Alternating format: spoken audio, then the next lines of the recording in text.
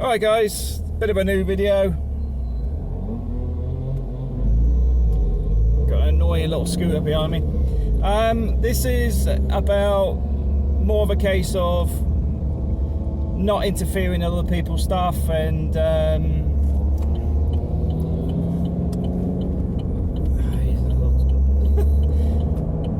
yeah, not interfering in other people's stuff and society constantly telling us not to do things.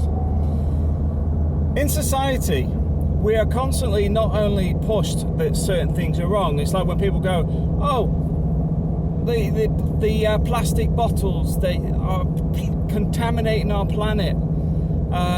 You're bad people for doing it, blah, blah, blah. Why can't I drink water out the tap? Because I remember when the first bottles were coming into the UK and they're going, oh, look at this great idea, worth millions, blah, blah, blah. And I'm like, but there's water in the tap.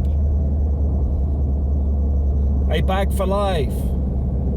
Yes, one of these regenerated plastic bags. But who encouraged us to use plastic bags?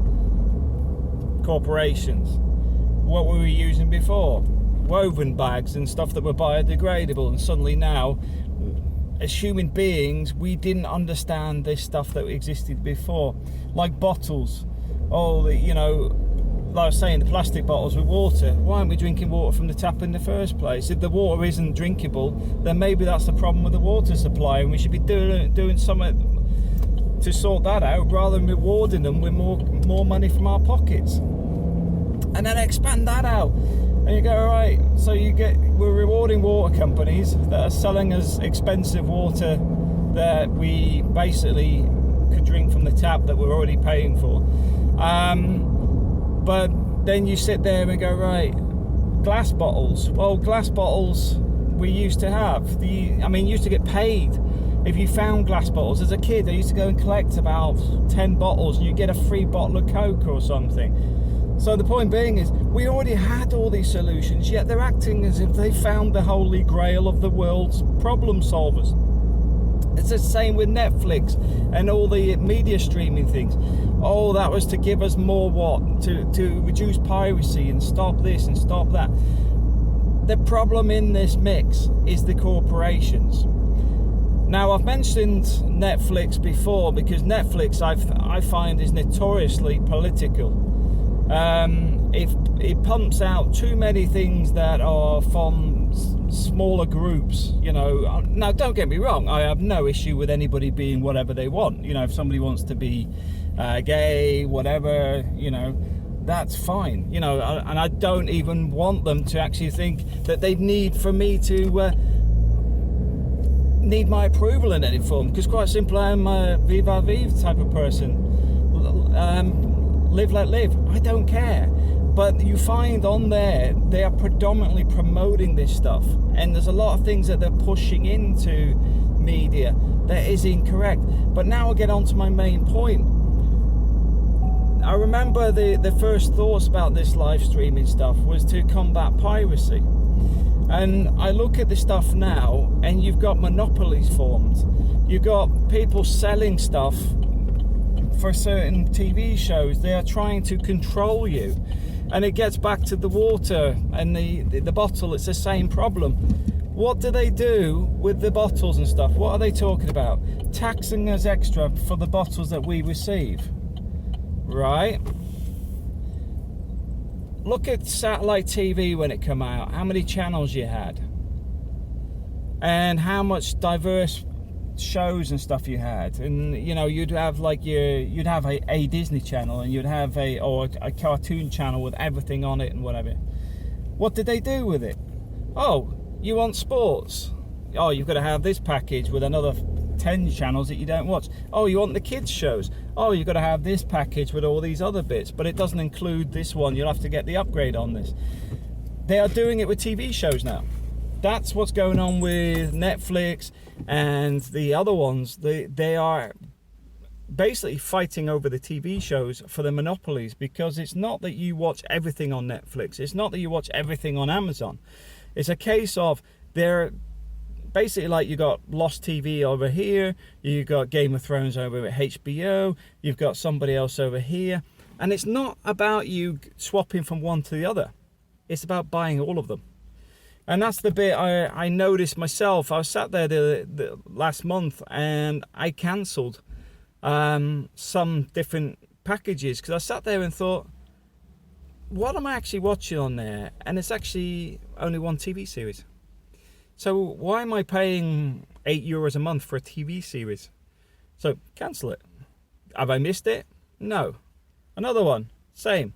There's €9 for a package. Cancel it.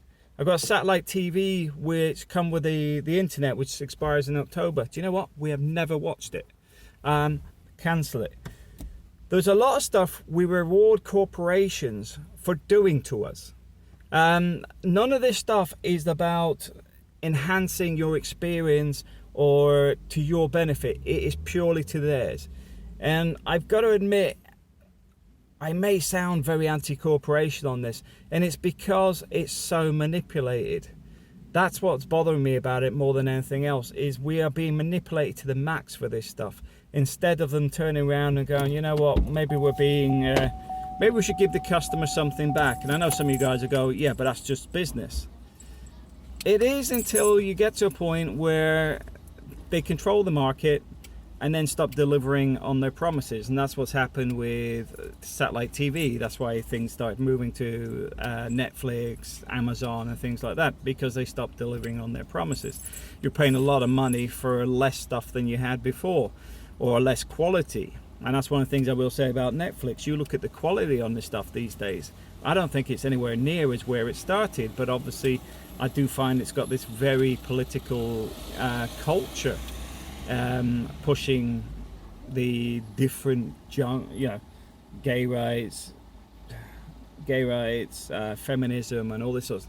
Don't get me wrong, I think everybody's got a right to have their own expression and produce stuff and whatever. I just don't need to hear or see it. It's not a case of they're giving me the option to avoid it, because it seems to be in an excessive amount of TV shows. And I was watching the Game of Thrones, and the end of the Game of Thrones, and there was a lot of people complaining about how Jon was sort of like pushed off to one side, and what happened. Do you know what? That's exactly what happens in real life. The guy that works for the company does all the work and everything, and then when there's like a transition or whatever, he's a sacrificial lamb. What happens is other people take the lion's share. The Unsullied and whatever, they were the contractors at the end of the day. They were the contractors coming in at the end, wanting paid. That's it. So they went away, paid, not really happy, got what they were half expecting, didn't really get a good deal out of it, but they go away because they've got what they were owed and not a lot else, and they walk away from it. It's like a corporation. It really was, and that's what I was sat there thinking, well, what were people expecting to happen? It was just one of those scenarios where you could actually see it all coming, because it's like, yeah, I could see that happening very easily. I've seen this sort of stuff happen. And I know I'm very chatty on the corporation stuff today, but I just want to sort of throw that out there, because I do know we spend a lot of time on these types of things as individuals, and a lot of them do not enhance our life in any way. There is very little positivity in a lot of this stuff. You look at a lot of the top shows, they're often around negative media anyway.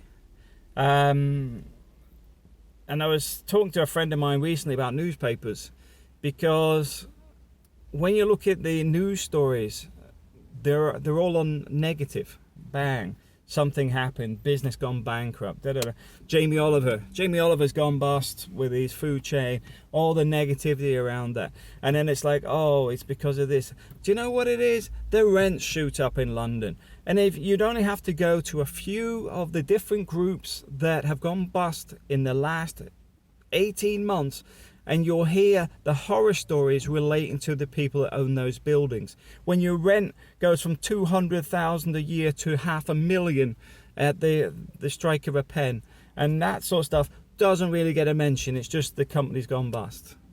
Not that there's too many greedy people that are pushing a lot of businesses to the brink of bankruptcy purely on greed. because how can you justify a rise from 200,000 to 500,000 in a year? That's just crazy.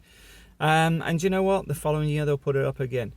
And for me, that is one of the big problems in the UK. They ask me why businesses don't do so well in the UK. A lot of it's around the way that the people that own the high streets and whatever charge an absolute fortune for those locations, doubled up with the councils. The councils cost a fortune as well. Many years ago, in my 20s, I used to run a restaurant on the high street. My council tax, business rates, not council tax, was over £50,000 a year, yet I had to pay £80 a week for my bins to be collected. I then had a rent of £56,000 a year. So before I even paid anybody or made any money, I had over £100,000 going out of the business. And then you're paying a premium on electric and gas and everything else because you're a business. There is very little left once these guys got in. This is why if you get a slight movement in market, or like things have started to go online and you lose 20% of your business, many businesses just cannot survive with that sort of change. But nobody really wants to talk about it. Nobody wants to get the problem out of the box and turn around and say, we need to look at how these landlords manage these buildings because they're killing the UK economy. Don't even go into it. But anyway, thanks for watching.